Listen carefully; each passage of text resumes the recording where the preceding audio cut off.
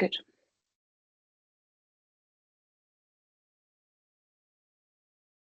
So hello, everybody. I'm just testing if you can hear me. If anybody can tell me, Francesco, Patrick, I think you are muted, so you can tell me you can hear me, right? I can hear you well. Fantastic. So thank you very much, Francesco and Patrick, for joining us today. This is another webinar of the series of webinars that we are running as part of the Early Career Researcher pillar of the UK-RAS network. And we are trying to organize webinars that are useful for early career researchers, whether they are academics, postdocs, or even in industry. And one of the topics that we hadn't covered so far and that we thought could be interesting to have covered is approaching the supervision of your first PhD student. Because if you stay working in academia, is something that is expected. And even if you move to industry, you might want to get involved in supervising PhD students. And although every institution has some sort of training around postgraduate supervision, these trainings, normally they seem to be more steered towards institutional roles, making sure that you know how to do the admin side of things, and some other things that are kind of, I'd say, obvious for many people, not for some people, but you have to treat the students with respect, you have to follow their progress, that kind of stuff. But there are a lot of practicalities when you start supervision or when you want to start supervision that are not really formally mentioned unless you have a mentor that covers this with you, or unless your line manager covers them explicitly with you. And that's why we decided to organize this webinar. I thought of you too, because I think you can give 2 points of view that are very interesting. Patrick, for instance, from somebody that hasn't jumped straight onto an academic position. Francesco is a bit more early career, but I'll leave you to introduce yourselves a bit, and then we're going to have a session that is very conversational. It's not the typical presentation following a lot of slides. It's more questions and answers. I'll start asking questions, but for anybody attending, feel free to use the chat or the Q&A. You should be able to see at the top of the screen either a chat bubble or a Q&A bubble, and you should be able to use that to ask questions as we go. I'll monitor that, and if I see that any of the questions can be linked to what is being said, I'll ask the question so that Patrick or Francesco can answer. I might also give my point of view on certain things, but the session is not focused on my experience as supervisor, but rather on Francesco's and Patrick's. So yeah, who wants to go first? Francesco, Patrick? I don't mind. You can have the honor, Francesco. That's fine. All right. Yeah. Thank you very much, Marisa, for inviting me. I'm very pleased to share my experience. I hope it's going to be helpful for other early career researchers. So I'm going to share my screen. Moment. I thought I was ready.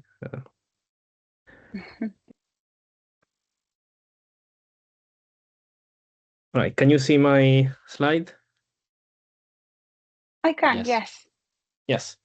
So I'm Francesco Del Duchetto. I'm a lecturer in robotics and autonomous systems at the University of Lincoln. So I'm also so recently in our I'm part of the Lincoln Center for Autonomous Systems, which is a research group in our university that focuses on robotics and AI and machine learning. And recently we had our first kind of elections and formal constitution. So I was elected as a representative of the management board. And I'm also a member of the Interaction Lab and Autism Research and Innovation Center at the University of Lincoln. So that maybe tells you a bit about my research interests at the moment. And I'm also the early career representative for the UK-HRI Best Practices and Methods topic group. And I think Patrick will probably also talk, say maybe a few words about that. So I think I'll move on to basically say what my journey has been to becoming an academic. So I come from Italy. I did my BSc and master there.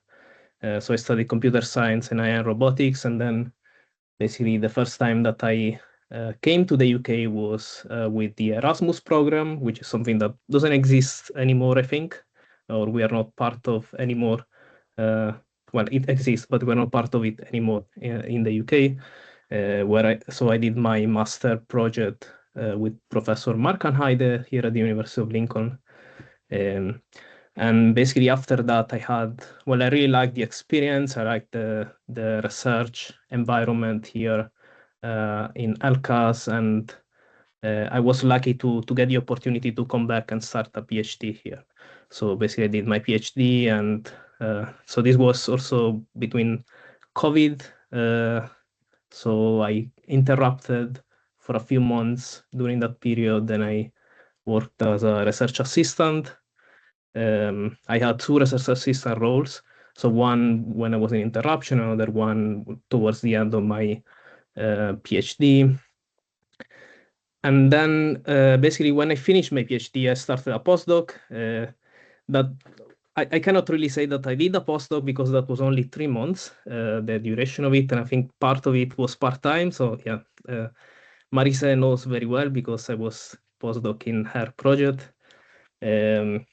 So yeah, basically there was a lectureship position available, and I applied to it and I got it.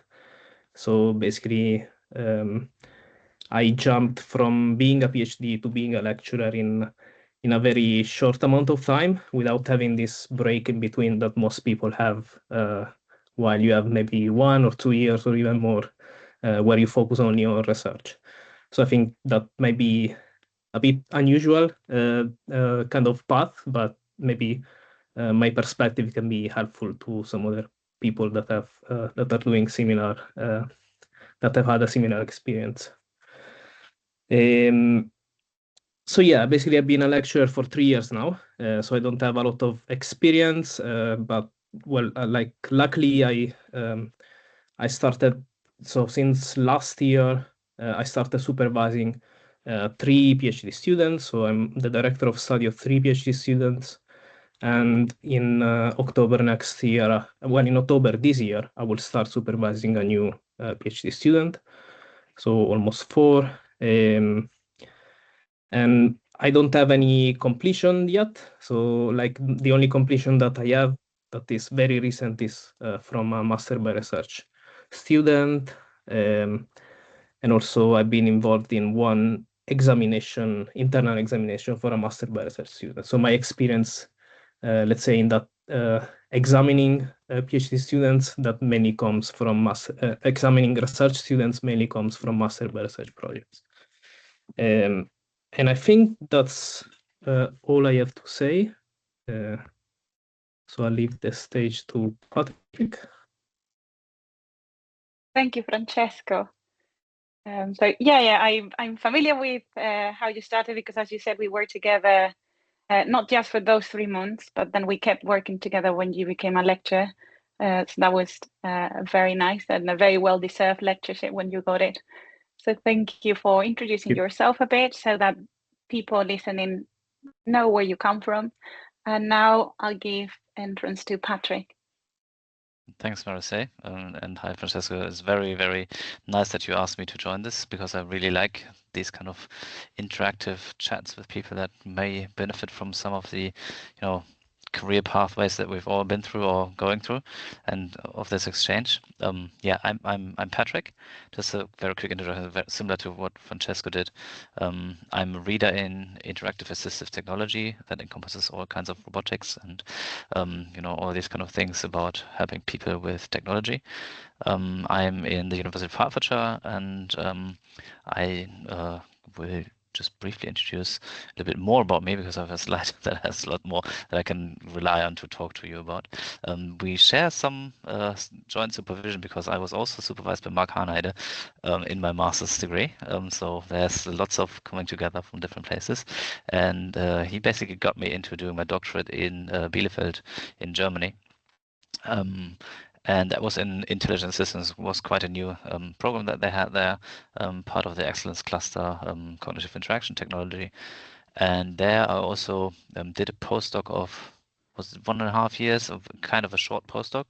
But in there we had this project called the Cognitive Service Robotics Department, where I was already put in touch in coordinating a group of about 10 PhD students in, continuous development of the structure, and helping them in their doctorate degrees, etc., etc. So already stepping into this kind of helping supportive role for early career researchers. So some of these then continued as I stepped into, being a co-investigator in different larger projects where we had new postdocs starting, seeing how they can integrate in the project and how can they be supervised and mentored a little bit. Despite me not being the line manager, because that comes later, I guess, is something where you can gain experience in how to get a team together and how to get people to actually get to where they want to come from. Want to go to. My current role also includes me leading the University of Hertfordshire's Robot House, which is a facility that you can see behind me here, to prototype and test human-robot interaction. And in there, I also train people in using the facilities, coordinate the research, and that also entails a little bit of giving back best practices, helping people how to use the technology, but also helping people get their brains around their research project and their focus. What is doable? What can you actually achieve or what do you have to keep in mind when you do research with technologies such as robots, right? And also strategically thinking, how can you reach to the finishing of that project, or how can you, if that project is your PhD or is it a different project. Just to mention, when I was doing my doctorate, that was already part of an employment relationship where I was, so I had 2 goals to fulfill. One was the project delivery and one was my PhD, right? So sometimes it's, from that perspective, a bit difficult to know what you need to do in that sense, right? Just some other facts about me. I'm not an academic in the traditional sense, despite being a reader. I am, so which is equivalent to associate professor in research. I come from a research background, so I'm not a lecturer in the sense. I have started as a research fellow, then moved up to senior research fellow, and then reader, where in all parts and career progression steps, I have done a little bit of teaching, but teaching has never been my focus. So that's why my perspective is quite special and unique in that sense, because PhD supervision is just included in your daily workload. We don't really have a workload allocation as normal lecturers have, because everything is basically research. My experience, I have completed 3 course supervisions. I think one is here in this seminar. Then I have 2 ongoing course supervisions, 2 ongoing primary supervisions, where one of my students started in the beginning of this year. The other one is about to finish. I've done quite a lot of external examination now. 6 completed, and I'm scheduled to do 2 or 3 more, I don't know. So sometimes this then adds up and you get more and more and you get involved, and you need to be careful not to be dragged into this too much. And 1 internal examination on a PhD level so far. I've done progression vivas along the way. Okay, then just what Francesco also mentioned, I'm engaged in some of the coaching initiatives that we have in the UK in robotics and autonomous systems, where I lead the UK-RAS topic group together with Patricia from Aberystwyth and Daniel from Harvard University, where we have a mentorship and advisory committee where Francesco is also part of, and he's also part of our steering group, where we help PhD students to mentor them externally in addition to their supervision. If you're interested in the distinction between those, we can talk about that later, I think. We also have an expert seminar series where some people talk and give some impressions of how research works. And we also hand out research experience grants, which might be useful for some of the audience. If you're interested in experience and research somewhere else, you're more than welcome to apply. At the University of Hertfordshire, I'm running some initiatives for early career researchers. One is Robotics and AI Cafe, where I basically organize people to come together, sit together, and have a coffee. Basically, that's what it boils down to. But it's really, really important, I feel, for them to get to know each other, because it's an informal space to exchange views, to get to know people from other areas, which is not your core subject, but from different supervisors, etc. Especially if you have large groups, that's sometimes a bit difficult to find all the other people. And also organized by UK-RAS. I've done several years in a row. I've done Robot Lab Live at University of Hertfordshire, where we have invited people to join us virtually in the lab to experience how robotics research works. And here you can see a map of everybody who's involved in the UK-RAS. So you might see Cardiff in there. You might also see Lincoln here, right? Okay, one thing that I just briefly want to mention is that on top of the UK-RAS Robot Lab Live, I'm trying to bring scientific discourse to the outside world a little bit, talk to other people about what research is and how to engage with research on a more informal basis. And that's why I'm really happy to join you, Marise, in this. Yeah, that's my background. I think that's what I wanted to tell to you now as an introduction. And I guess you would now go over and ask us some questions, or we open up a general discussion later on. Yes, thank you. Yes, thank you very much, Patrick. It's very interesting. As you mentioned, your background is not the standard academic pathway that people tend to follow. So it's a different point of view that for some of the people joining the webinar today or listening to it later might be useful. I didn't say anything about me. I'm just going to say my name because I forgot to say. My name is Maria Galvez Trigo. I'm lecturer at Cardiff University.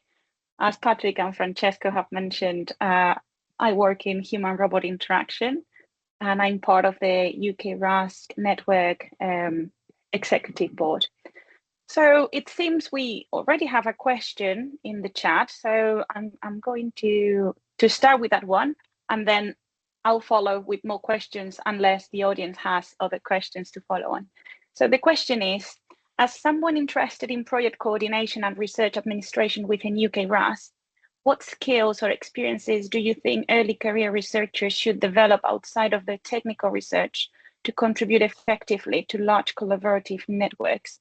I guess this is not that much about PhD supervision, but if any of you want to mention the skills that they could need, because actually it's skills that many people could develop within a PhD, or they could start develop within a PhD. I think probably Patrick has a much wider experience in project coordination than me. So yeah, if you want to start, please go. I feel like, and that's what I wanted to say about PhD supervision as well, the most important bit, I think, is communication.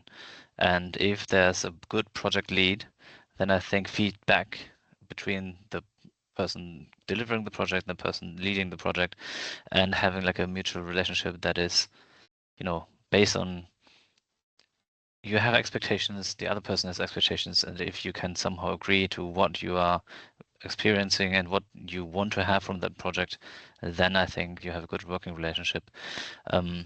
But I also feel like the project itself is, looking from the researcher's point of view, is a vehicle for your career progression, right? So what you need to do is you also need to somehow fulfill many, many different roles at the same time. So you're the researcher delivering the project, but you also need to somehow generate your own brand. You need to somehow, you know, be publicly visible. You need to maybe take on some voluntary roles. You need to, as we are also discussing here now, maybe go on supervise some PhD student in the midst of that project, right? So I think doing this all around is what makes a good researcher. So sometimes it drags on you too much, right? So if you do too much PR, too much outreach, then maybe some of the research gets taken away, right? But yeah, so it really depends on the project as well. If there's a year time for that project, then maybe you need to focus solely on the project, publish a little bit, and then the PR work is on the side, right? But I feel if you get the chance to do some of these kind of extra activities, then I would always do that. Thank you, Patrick. Do you want to add anything, Francesco? Yeah, maybe, I mean, from my kind of limited experience in kind of coordinating a project like this, like my experiences with a small project, so it might not be relevant for larger projects like a European project or a multi-year project, but I think one of the things that I realized when I was leading this project is that, yeah, like basically planning and having a very good kind of understanding and grasping of all the risks in your project and trying and have kind of contingency plans for all the things that can go wrong, and understanding how to prioritize the most important things in your project is very important. I think part of it is because the project was quite short. It was only 7 months. So I think it was very important to, what I learned is that at the end, like we, sometimes, things will go wrong or will go differently than how you expect. So having a good focus on what is the key important things that you want to get out of that project is kind of helps you to kind of resolve and deliver something at the end. So I think that's maybe an important skill that we should, I mean, myself, I should develop more, and probably I think from my experience that will be helpful. I think, yeah, that's probably relevant also for PhD projects, although I think our roles as supervisor is not that to directly manage the project itself in the same way as we are managing a project, but at least how it is here in the UK is more that we basically have to kind of guide the student to learn how to manage their own project and set their own deadlines and set their own kind of methodologies and all the design all their own work. So I think that's probably a slightly different set of skills, but I think if you have a good understanding and some experience in managing a project, then you are also you are also better at kind of guiding other people to do that task, like in a PhD project. I think what I like as an analogy there. Yeah, go on. Sorry. So I like that sentiment. What I like as an analogy there is to not see their project as your project, but your project as a supervisor is getting your PhD student across the finishing line, right? So that your project is making sure that they get educated to a PhD level and can, complete their project, right?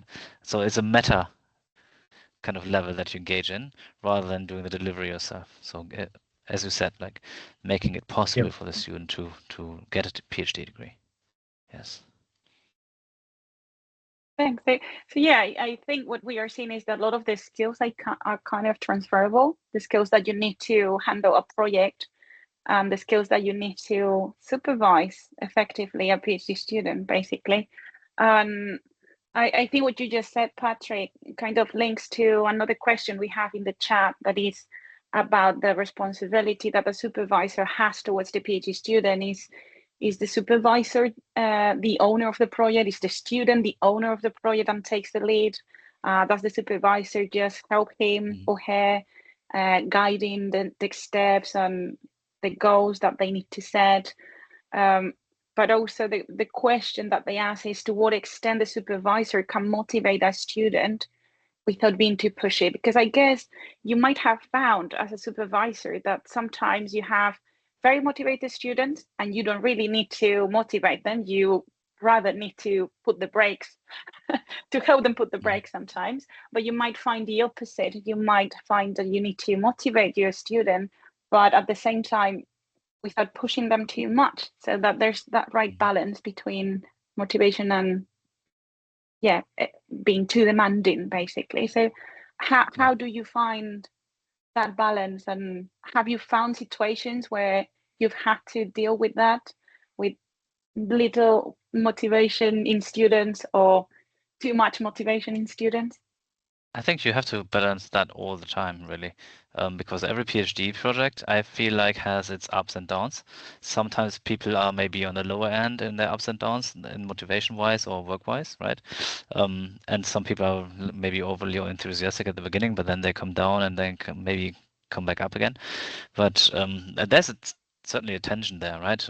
Also, because most of the projects, at least in our university or in my case, are projects that, at least a blueprint, you are publishing, right? So somebody applies for doing this project with you, and that's basically also a little bit your baby, right? So the project idea comes from you, and then the PhD student works on it. So when that PhD student starts, then you have to let go of that project because it's not yours anymore, because the ownership gets transferred, I feel, to that PhD student, and they have the task and also the responsibility to then find their niche in that project, right? And they give it their own touch. So sometimes even you can advertise the same project again, and there will be a completely different PhD project coming out in the end, right? Because everybody needs to find their own niche as a PhD student, and your job as a supervisor is to not make it your own project, but let them decide how they want to continue. However, as has been mentioned in the questions, and also you mentioned, you need to sometimes also guide them because they may not be able to find it because they're less motivated, or they don't really, I don't like the word motivation in this context too much. I think sometimes it's a mix of maybe being overwhelmed. There might be some imposter syndrome involved. There's so many different factors that lead to somebody not progressing according to what you wish, or sometimes progressing too fast according to what you wish, that it's very difficult to just give one advice for that. I think you need to talk to that person and actually find out what the motivating factors are and how can you support them in getting back to a pace that is adequate. Or maybe they need that time now and they might be faster later. You don't really know unless you talk to them. So. Thank you, Patrick. Francesco, you want to mention anything there?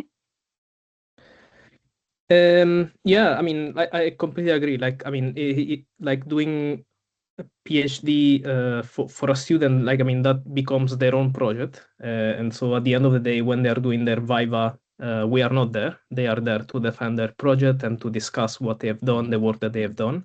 And if they, there is no, they cannot, use the argument, oh, my supervisor told me so, to justify what they did in their work. So at the end of the day, they are responsible for everything that gets done in their own project.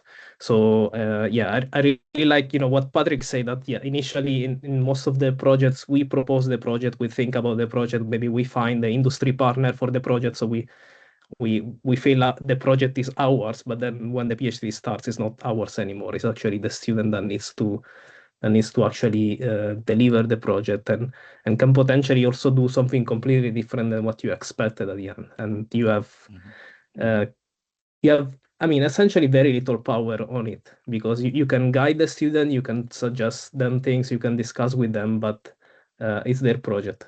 So yeah, I think, yeah, I agree. Like at the end of the day, it's all about kind of discussing with the student and adapting to every specific circumstances. So like every student is different and every student requires different strategies in how you interact with them, how you work with them. I think I don't have a lot of experience in supervision, as I said already, but I think with the 3 students, well, 4 including the master by research, I have a wide range of students that are very different from each other.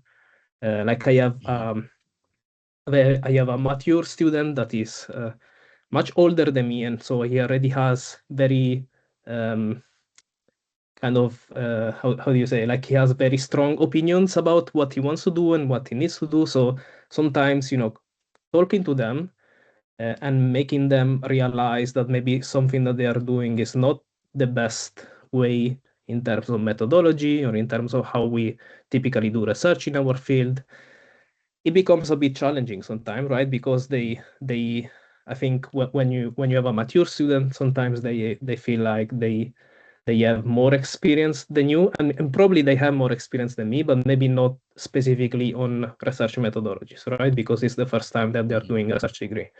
So kind of, the conversation with those students is going to be very different than the conversation with my other PhD student that has just finished the BSc and then started the PhD straight away. So it's going to be a very different discussion. And I think, yeah, that's the key important thing is kind of adapting and learning who your PhD students are, what they need, and how you can best support them to kind of have them achieve the aims of their project.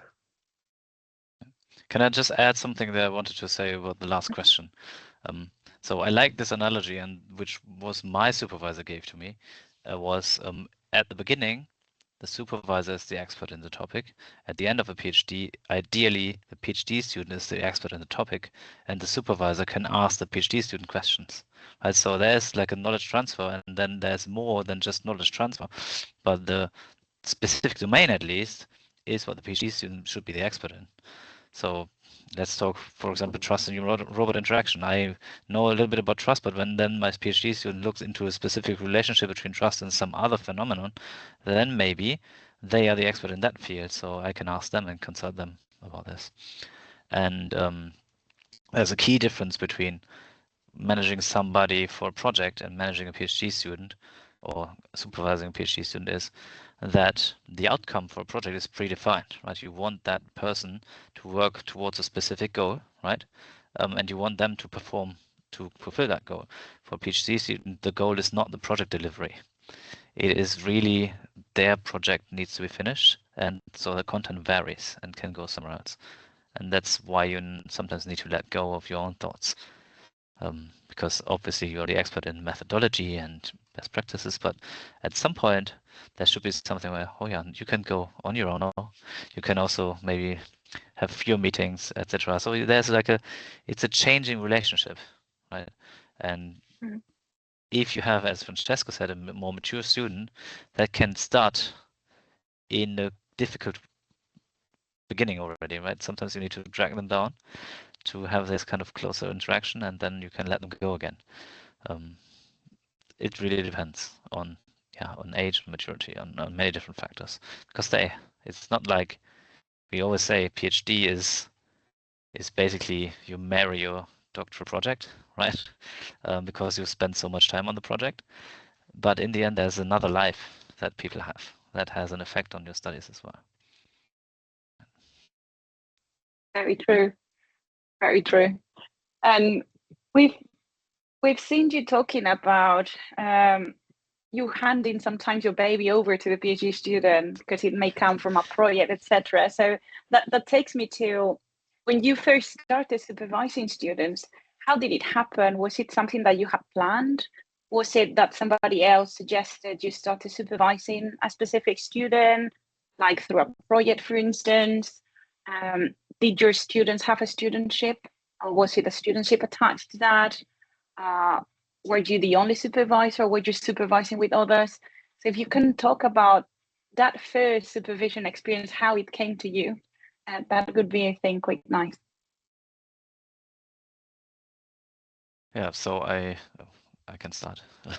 In my case, I basically expressed an interest in supervision from the very beginning that I started my position. Then you, I guess, need to be lucky to some degree to get PhD students, because not always is there like a formal mechanism of assigning PhD students to new starting members.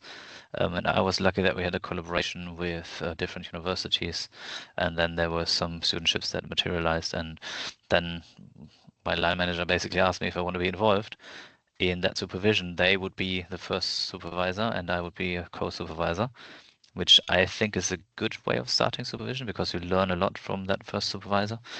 Sometimes you're being thrown out in the cold and then you're first supervisor from the beginning, which is an experience, but I don't know if I would prefer. I mean, I've personally liked to be observing to some degree in the beginning, being more the kind of technical expert rather than the strategic person guiding through the PhD. So yeah, I was basically asked because I was involved in Robot House and could help people using the technology and etc. So because of my HRI background, and yeah, I think I like that. Yeah. And what about you, Francesco? So in my case, my first PhD student was part of a CDT, a Center for Doctoral Training. So I think I was fortunate that we had this opportunity to propose projects And basically how it works in this specific CDT, we have university partners, we have other universities that are partners, and we need to propose a project that involves at least 2 supervisors from different institutions. So I proposed a project and it was accepted and we recruited a student. So like I think for me, I couldn't, so this PhD started last year. So now the student is in the 2nd year. Yeah, I think at the time, because I started being a lecturer in a teaching a research position. So in the first 2 years, basically, yeah, I did almost zero research because I did not have time. I started straight after my PhD, starting teaching, and it was so overwhelming. A lot of things to learn, how to do things at the university in these different role, and all the admin and all the teaching preparation stuff. So I really I couldn't wait, to have a student or to have someone to work with to start doing to kind of restart doing my research. And so yeah, I was kind of fortunate that we had this opportunity. Yeah, so like the second supervisor is a little bit more experienced than me, so I think that helps in a lot of ways. And I think one good thing about this PhD project is that it's also multidisciplinary. So the second supervisor is a social scientist. So I think it's also quite it's quite, I think, exciting because the student gets, a lot of different perspectives about what they are doing. And it's also exciting for me because I'm learning a lot of new things and I can see, sometimes how I can kind of integrate some of the things that are done differently in this other field in robotics and AI.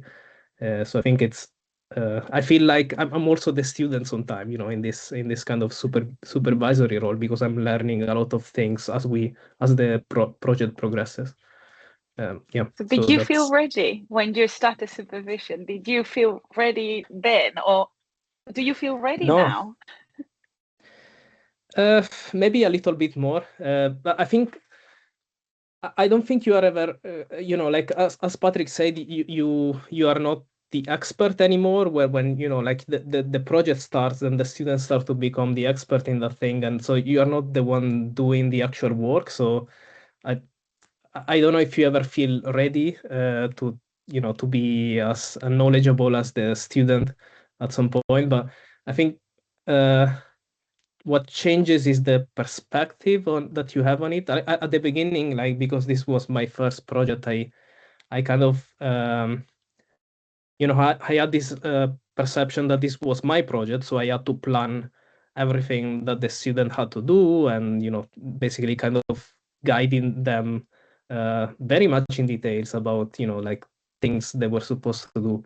But then like as I started to get a little bit more experience in supervising, I'm learning that probably like my role is more kind of giving power, giving the authority to do the work to the student rather than me kind of telling them what to do. Like my role is more kind of suggesting and kind of looking at what they are doing and maybe asking questions and trying to understand what they are doing and whether that is based on my experience, whether that is the most appropriate way of doing what they're doing. So yeah, I think that's that's the thing that gets better at some point, because I mean maybe gets better simply because you learn that you don't have all the kind of you don't have to do all the work yourself at some point in doing a PhD. I guess studentship. It's a transition period, right? So it's not something that you learn how to do overnight. So yeah, I don't know if you experienced such transition period, Patrick, or if you were aware that the project was not going to be yours anymore and it was going to be the PhD students project then. It was a little bit easier for me because I was not the principal supervisor for my first project, right? So for me, it was always something that I've been attached to rather than that was my idea. So it was easier, and then also to learn how supervision works in that sense. If you then have a project where you're co-supervisor or principal supervisor, where you have contributed to the project proposal, then it becomes a bit different. And then you invest maybe your own ideas a bit more, and then you need to learn to let go as well. Yeah, I think my expectations from that first supervision were a little bit different from what happened in the end. So I thought like, yeah, finally I have my first PhD student. Now I'm having like 3 papers per year, right? Something like this. So you get lots of, you have this excitement, right? But then you realize that it's an actual project that needs some work, that needs maturing during the project. And then at some point you might end up getting some papers out of it, but that's not what the PhD project is for, right? So it's a different perspective that you have when you first start. Maybe you say, now I have somebody who can support my research, rather than what really happens is you need to first train them to be able to contribute, and then maybe there's something coming out of it. Right. So don't expect this to be something very easy in the beginning, because sometimes people need this kind of repeated input, not maybe input in terms of scientific work, but maybe also in terms of how you actually approach work, how you that you don't go anywhere and just implement something and say, oh, here's my output.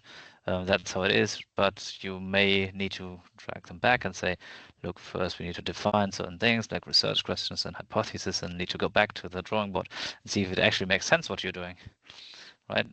Because sometimes it's that, as we talked earlier about motivation, people are really, really keen on doing something, right? And they say, finally, I'm doing my PhD, so they want to go somewhere. But in fact, they need lots of reading, they need lots of scoping their work before they actually should do something. So letting people, I don't know, that changed also over the years. I feel it was a bit different how research in computer science, especially, and maybe robotics was approached, where people were really just proud and, like in ECR or IRAS conferences, presented some kind of demonstrator system that was nice and cool, right? And that was sufficient for a publication. That's not the case anymore, right? You need to follow a process, of having rigorous research that can be, I don't know, replicated or tested against other conditions, etc. So especially people that have like a background from maybe industry, or as Francesco said, are a bit more mature, they have very good ideas, but sometimes they need to go that step back to then align with the actual how research works. And that is, I think, sometimes more difficult than motivating a student, right? Because what you essentially do is you take away some of their motivation, and you somehow need to reignite that then, which is difficult, I think. Because you don't want to, say this is worthless what you've done, because it's not. It's a good idea, but still it needs to be put into context. Yeah, of course. I mean, everything has to be put into context, right? Well, like I like to go somewhere and implement something, because I'm happy to implement something, because it's like a passion of, you have robotics, you do something really tangible, but then only for your own amusement, maybe there's not much use to it. Like I implement something and I like it, but if it's not useful for anybody else, then there's no point in doing a PhD on this, right? That's what I mean. Yeah, and I guess sometimes that leads to sometimes handling certain, could be called difficult situations with PhD students, when you have to give them feedback or steer them back on track. So how do you handle those situations where you have to have the conversation with the PhD student and actually talk seriously about why you think something needs to change in the project, on the way they're doing things, or why something might have not worked, or even the opposite, just tell them like super positive feedback because they're actually doing an amazing job? How do you handle that? How do you approach those, the difficult and the less difficult questions and situations, conversations?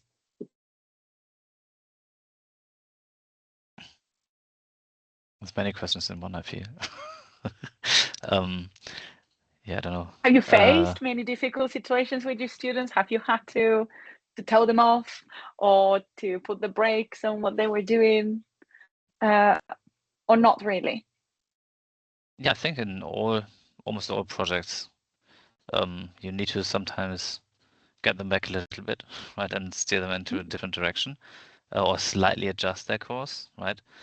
That's always a bit difficult, right? Because they show you something and they're proud of what they've done and they have done a good job maybe, but then in the big picture of doing a PhD, so what I always feel a PhD should be is something where you condense some topic into something that is a thesis in the end. So one single coherent thing that you can present as maybe a little bit of new insight of knowledge, right?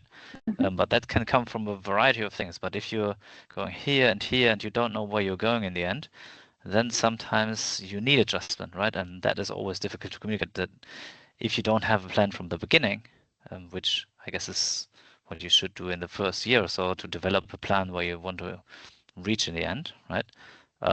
If you don't really have that, or if you don't find your way back to that kind of goal, then you need to steer against this, maybe not against, but from the side, push a little bit, right?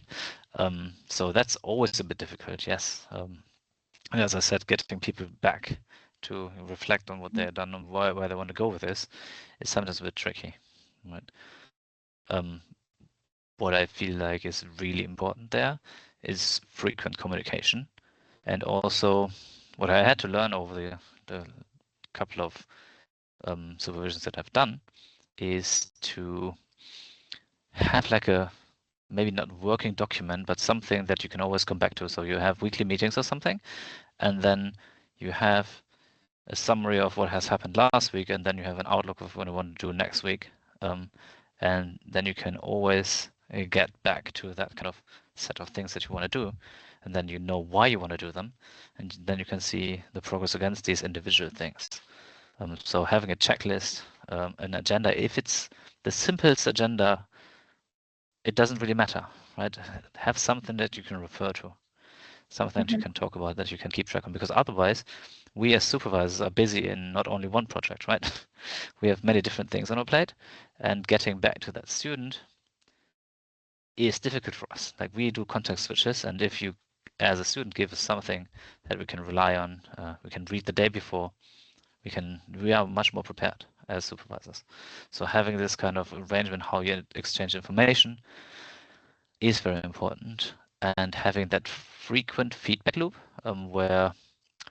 so what I don't really like is you go a week without doing anything, so you realize you have a problem the day after the meeting, right, as a PhD student, and you don't communicate this, but you wait for the next week again for the next meeting, then that's a problem, because you wasted an entire week, right?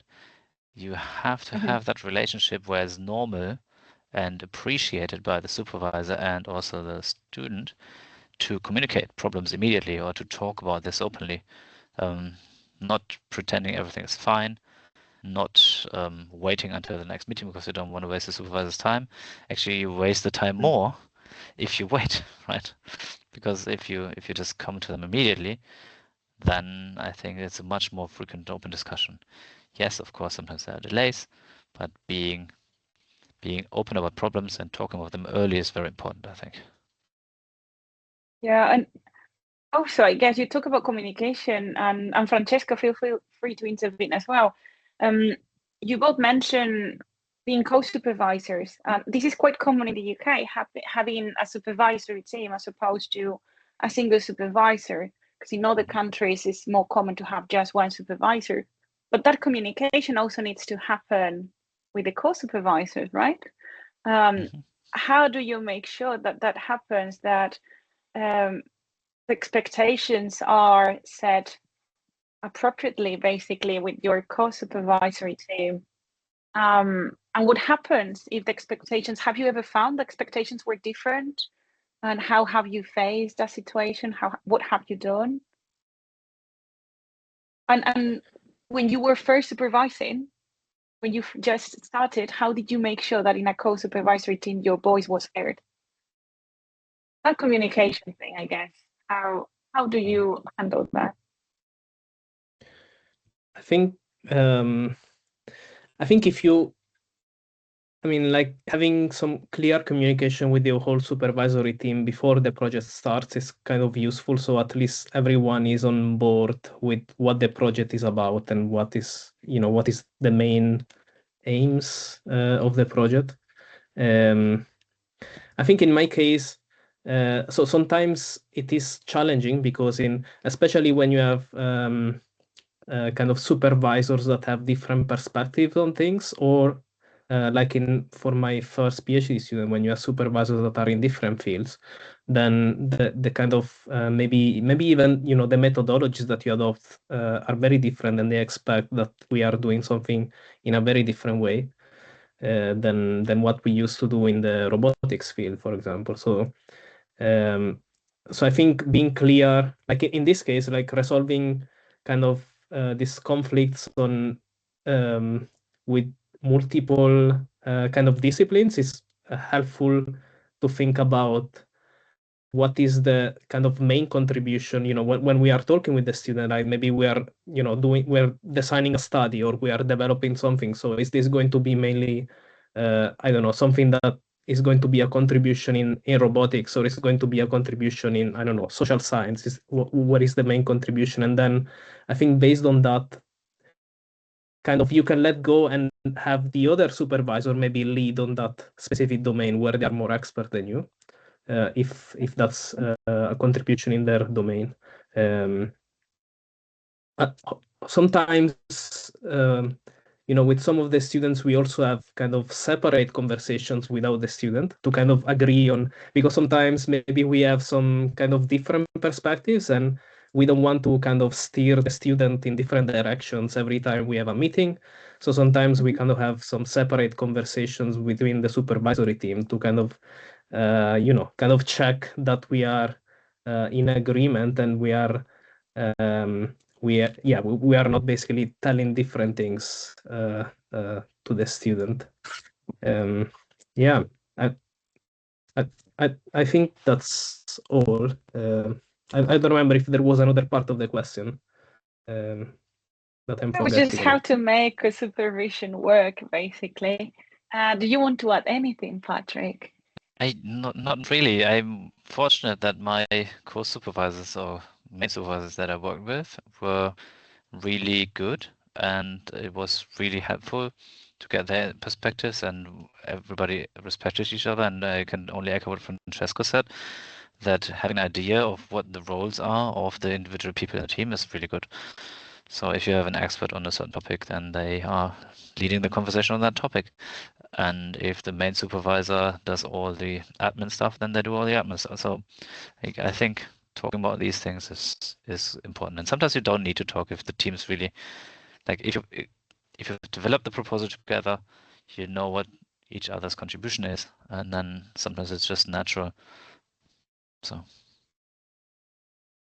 yeah, but I don't want to be in a team where you have natural. somebody who's really, if there's infighting in the supervision team, personally didn't have any experience, but as being a PhD student and then having some other fellow PhD students experience in that situation, that's really, really unfortunate. And that can lead to PhD projects not being finished, or I don't know, other things, personal disputes, etc. So again, communication, I think, is key. Yeah, so yeah, it comes down to communication from the very beginning, as Francesca said. So even before you start the project, I really hope nobody in the call that starts supervision has to deal with the difficult co-supervisory arrangement. But yeah, communication is key. I do agree with you both. So we are reaching the end of the hour webinar. I kind of feel it's too little. It's just we needed more time to discuss. Yes. There are a lot of questions that I want to ask, but one of the key things, so when you're recruiting a PhD student or you are looking into a PhD student, what things do you look for in a candidate? Because at the end of the day, you may have to decide between several candidates or between several people that approach you. So what is it that you look for beyond just a good, strong CV? you want to go first? Okay. Yeah.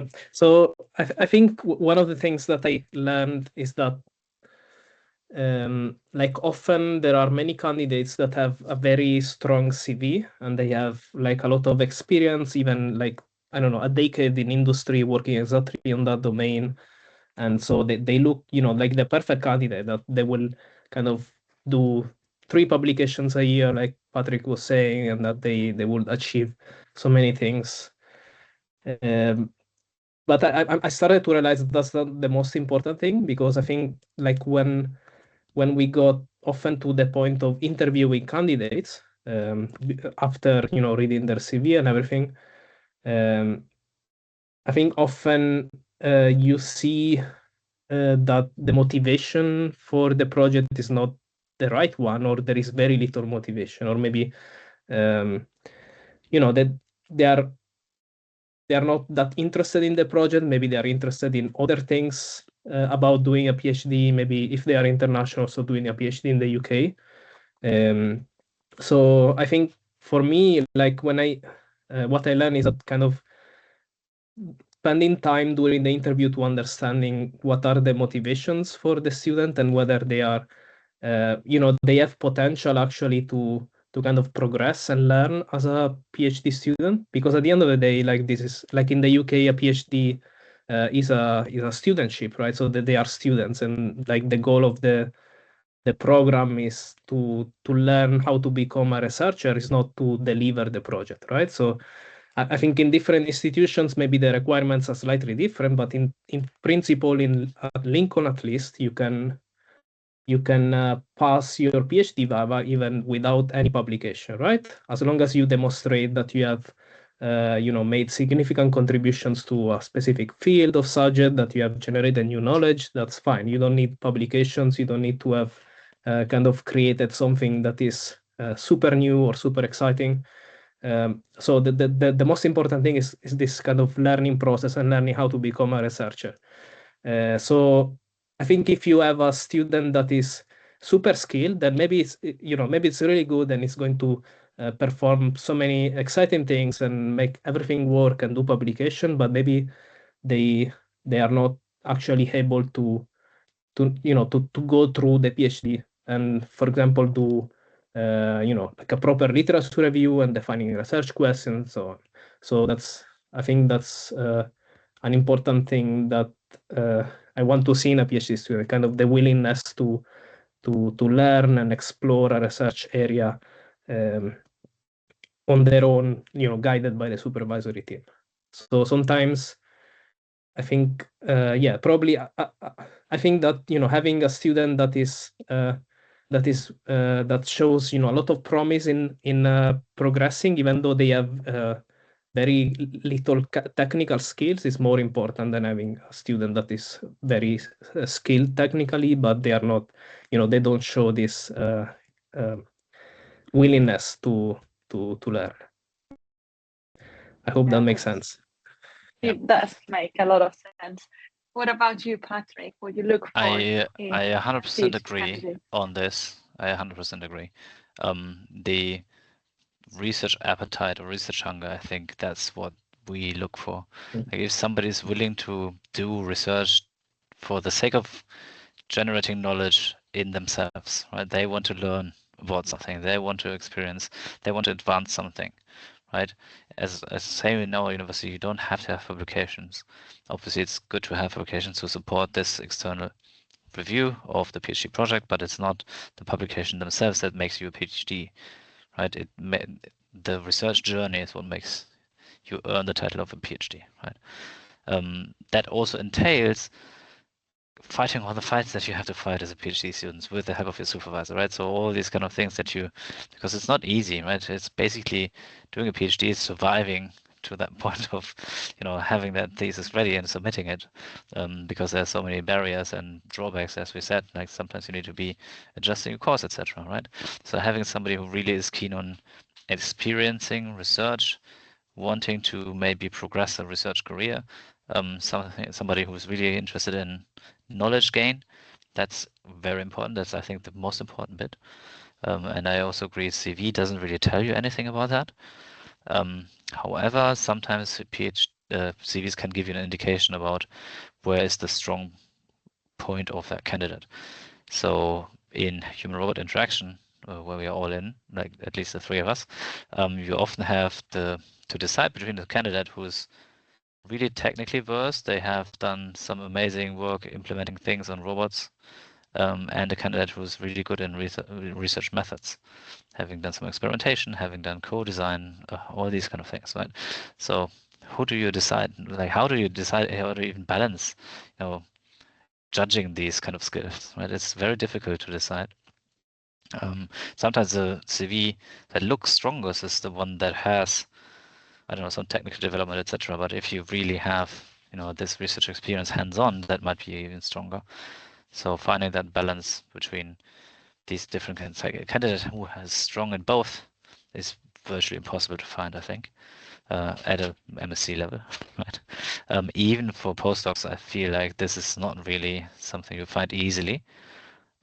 So having somebody who shows the potential to go from that one side to the other side, to go in the middle, to learn the other side of things.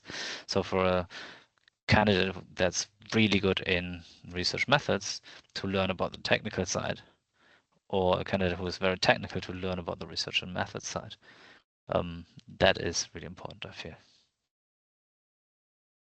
Yeah, and also if you have a, and that's maybe seems to be a bit prejudice involved, but if you have somebody who's a bit mature, or somebody who is maybe from an industry background, somebody who's self-funded, there are different expectations on a PhD sometimes.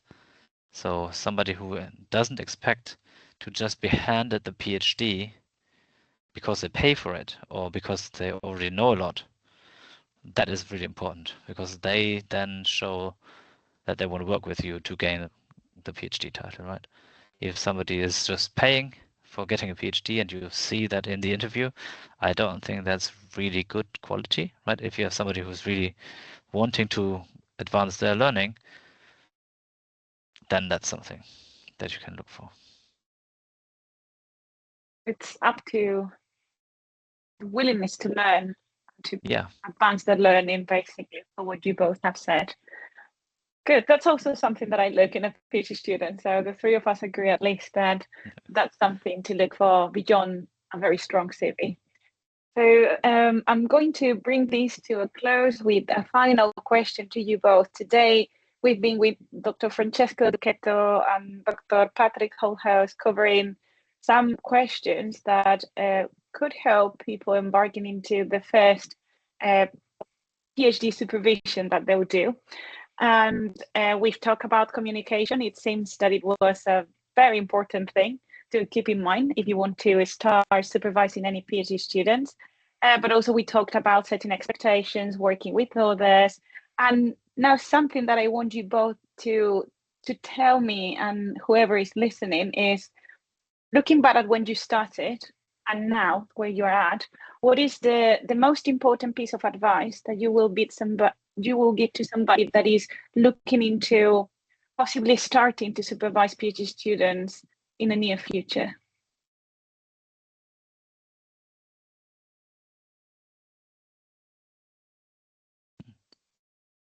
Who wants to go first? Maybe that during supervision is realizing that PhD supervision is a journey that takes lots of effort for each individual candidate, is not necessarily recognized in your workload, at least not in a researcher workload. And it's something that you need some commitment to, because it's the person who's doing something to develop themselves, but they also need coaching and have a life, and you need to consider a whole package. Every student is different, so you commit to something rather than expecting something to return, right? So while it develops you, and then develops you in your career and in your personal development as well, I feel like it's a co-evolving journey. And so if you want to start this, I think it's an amazing experience, but it also needs lots of attention work. So that's what I didn't really know when I started. Good. What about you, Francesco? I think in a very similar vein, I would say that yeah, so like start this journey with no expectations, in the sense that like you need to set the expectations together with your student and with the supervisory team, because yeah, like most probably, you know, whatever expectations you have about the student, about what they are going to do, about the work, about the publications, are going to change. And every student is the same, as we are is different, as we already discussed. So yeah, like I think, again, communication and setting your expectations as you go along, that's very important, I would say. Thank you very much. Thank you both, really. As I mentioned, I'm Maria Galvez Trigo. Today we've talked about supervising your first PhD student with Francesca Ducchetto and Patrick Holthaus. This is part of the ECR webinar series of the UK-RAS network. Please keep an eye out on the LinkedIn if you're interested in joining any other seminars, because we'll keep covering some topics to try and help early career researchers in the future. Thank you very much, and have a good rest of the week and a good summer. Thanks for having us. Thank you. It was a pleasure. Bye. Bye-bye. Bye.